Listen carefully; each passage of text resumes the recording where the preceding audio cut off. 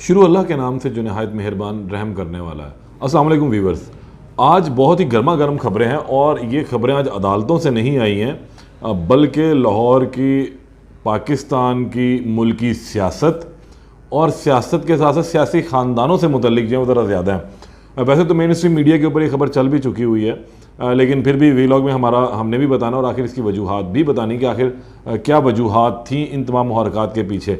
और सबसे पहले जो आज की एक अहम खबर है वो है पाकिस्तान मुस्लिम लीग नून के कायद मियां नवाज शरीफ के नवासे की जुनैद सफदर के हवाले से कि जुनैद सफदर को जो है वो तलाक हो गई है। जुनैद सफदर की तलाक की वजूहात क्या हैं ये तो भी सामने नहीं आ सकी हैं, लेकिन और बहुत सारी वजूहात जो है वो सामने भी आ रही हैं। इस हवाले से ये तलाक हुई या नहीं हुई, सोशल मीडिया के ऊपर काफ़ी ज़्यादा इस पर बहस भी चल रही थी, लेकिन जुनैद सफदर ने जो है इस हवाले से एक अपनी इंस्टाग्राम के ऊपर पोस्ट की और जिसमें उन्होंने इस बात की तस्दीक की the divorce news is true.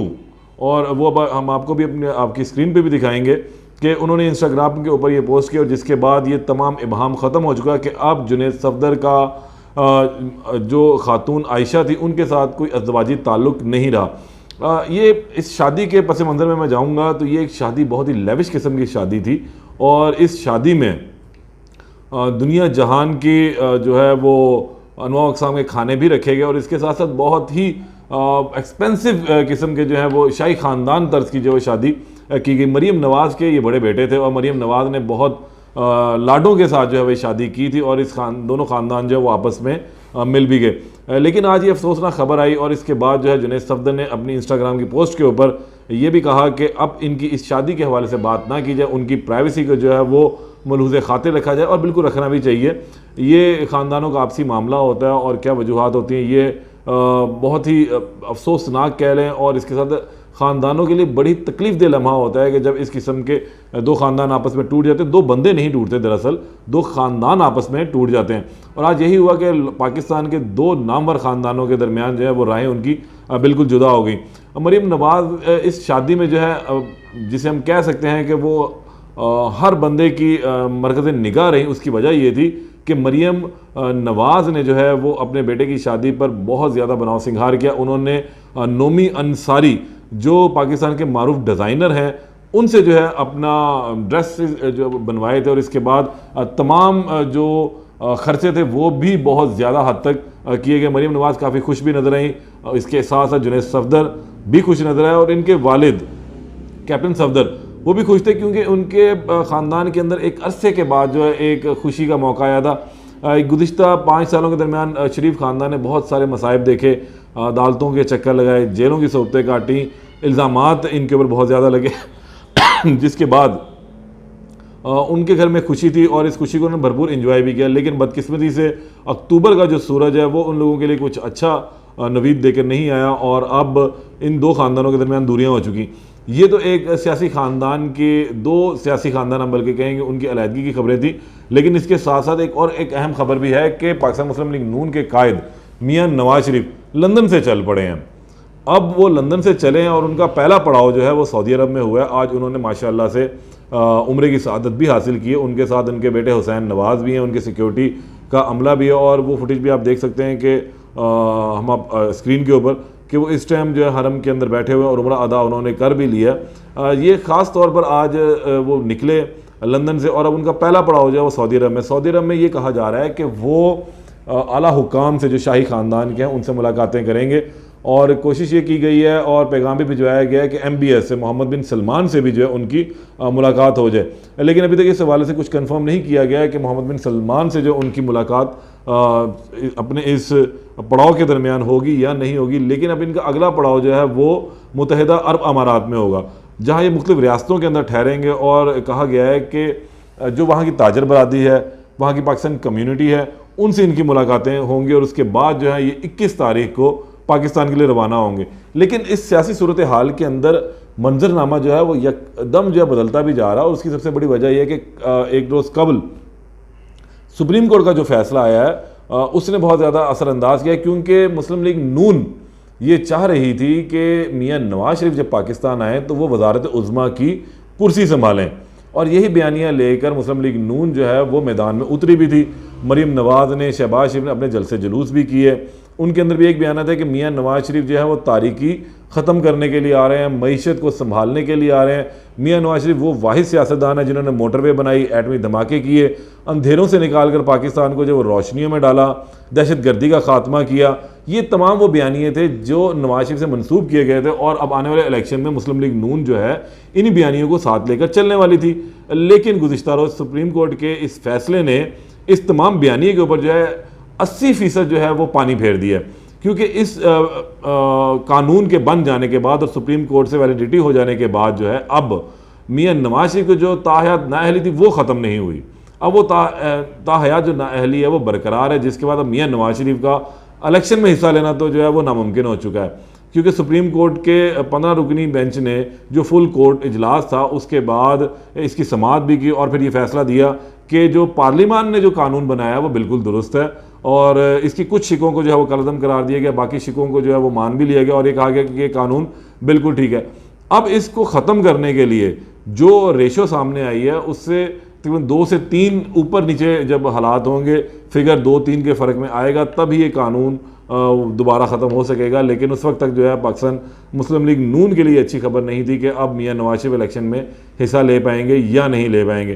तो हम अब ये तो बहम ख़त्म हो गया कि मियाँ नवाज शरीफ की ताहयात नाअहली जो है वो बरकरार है। इसके साथ साथ जो नई पार्टी बनाई गई थी इस्तेहकाम पार्टी, इस्तेहकाम पाकिस्तान पार्टी, वो रजिस्टर्ड भी हो गई, उसके जो रूह रवा हैं, कायद हैं जहांगीर तरीन साहब, उनके लिए भी यही अब फार्मूला अप्लाई हुआ है कि अब वो भी इलेक्शन में हिस्सा नहीं ले सकेंगे। उनकी भी जो नाअहली है वो ताहयात ही रहने वाली, यानी कि इन लोगों को अपील का हक ही नहीं अब इस कानून में मिला, जिसके बाद अब इन दोनों के लिए तो मुश्किलात होगी। इतने पापड़ बेले, इतना सब कुछ किया, इस्टेब्लिशमेंट के साथ मामला तय किए, उसके बाद मुल्क की सियासत के अंदर जो है बहुत ज़्यादा इन लोगों के इल्ज़ाम तराशी इन्होंने बर्दाश्त भी की, और सिर्फ इसीलिए था कि शायद अब इक़्तिदार में वो आ सकेंगे।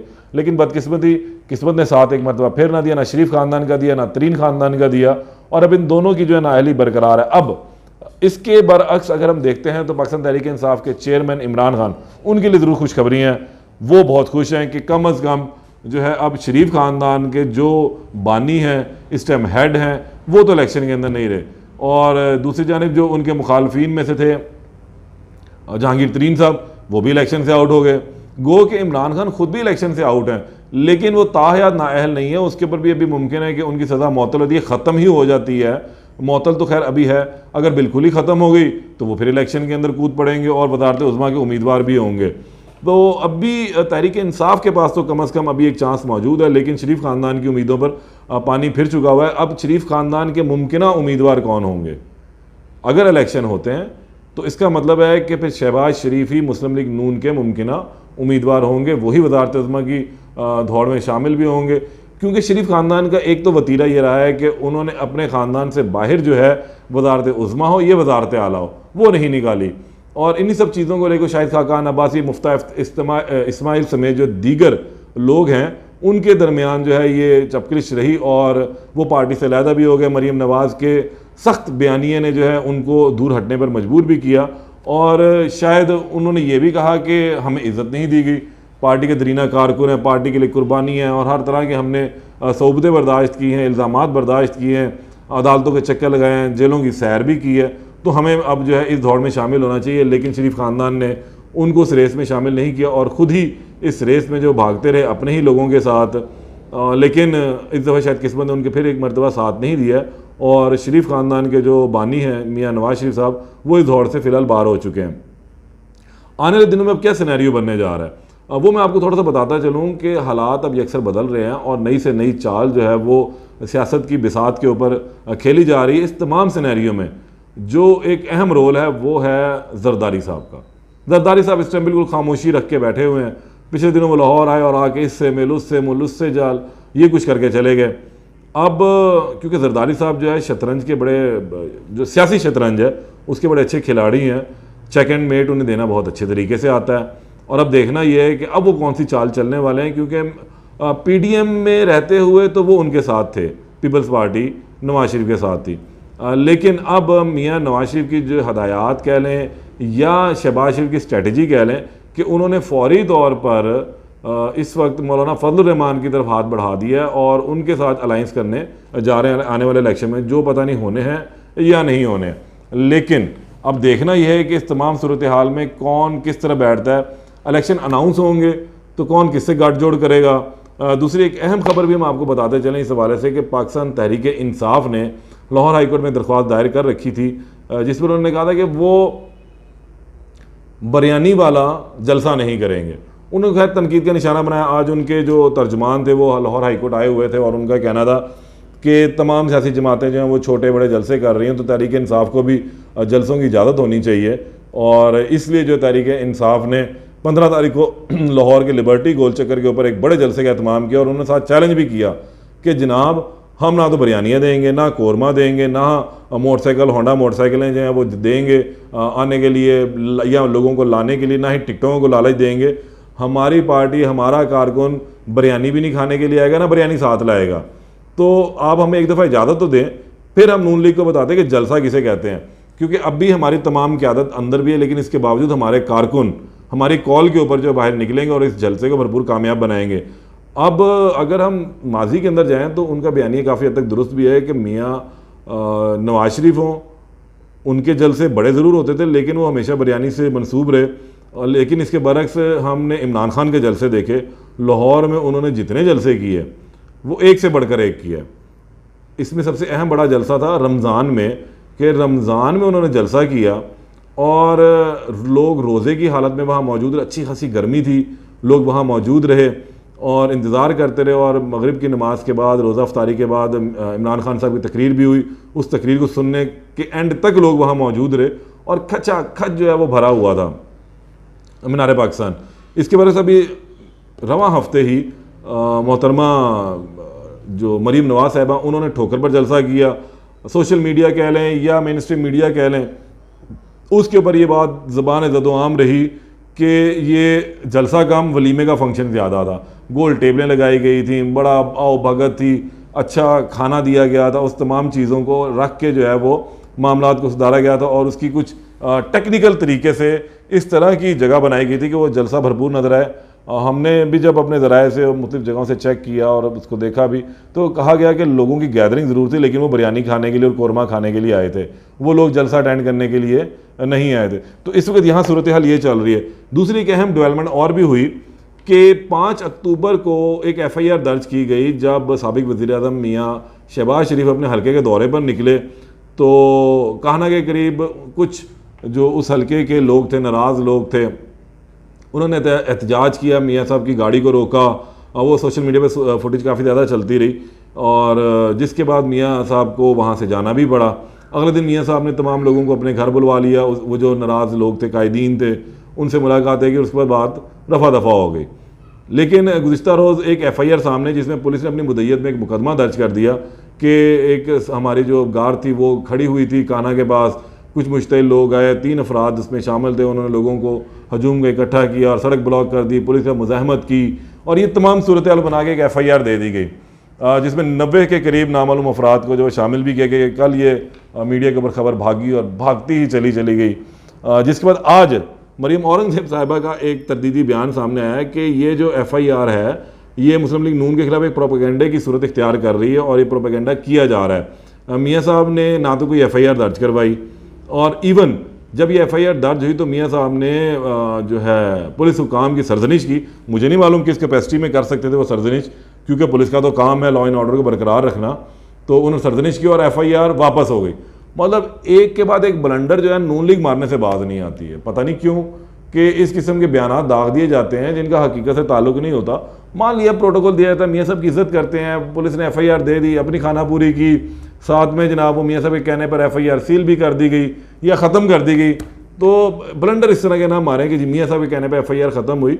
होता है, लोग रिगार्ड करते हैं अफसरान और उनके मातहत रहना इस ब्यूरोक्रेसी ने, तो मुमकिन FIR ख़त्म कर दी गई। लेकिन इस किस्म के बयान जो हैं अब वो थोड़ा गुरेज करना चाहिए, एहतियात बरतनी चाहिए। लोगों के दिलों में पहले ही महंगाई की वजह से बहुत सारे छुपे जज्बात हैं, उनको बाहर निकालने का मौका नहीं फराहम करना चाहिए। ये मेरी एक सजेशन है मुस्लिम लीग नून को कि आइंदा मुस्तकबिल में इस किस्म के बयान से जो है वो ज़रा एहतियात बरतें। तो ये नाज़रीन आज की जो सूरत हाल थी वो मैंने आपके सामने रखी कि 2 से 3 बड़े जो हैं वो मामलात इस वक्त जो है पाकिस्तानी सियासी उफक, सियासी ख़ानदानों के उफक पर जो है नमूदार हुए। और अब देखना है कि आने वाले दिनों में सूरत हाल कहाँ जाकर बैठती है। तो उस हवाले से भी आपको कल दोबारा मिलते हैं, दोबारा अपडेट करेंगे। तब तक के लिए इजाज़त दें। अल्लाह निगहबान।